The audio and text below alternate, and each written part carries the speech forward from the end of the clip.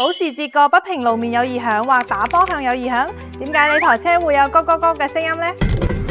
一般有呢種聲音，證明你嘅保時捷底盤需要做整備啦。底盤異響有好多種情況，譬如擺臂膠套老化、半軸球籠老化漏油、減震頂膠老化、球頭磨損、分動箱或差速器磨損異響等。呢台香港保時捷麥 Candle 店，我哋安排咗專業嘅維修師傅進行細緻檢查，發現底盤異響係因為半軸膠套開裂嚴重漏油，球籠裡面已經入水生鏽，擺臂膠套老化開裂。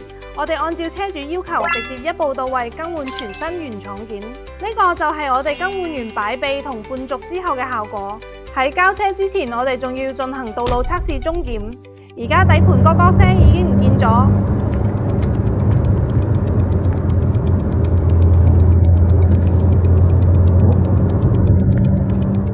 如果你嘅保時捷都有底盤異響問題，歡迎後台諮詢。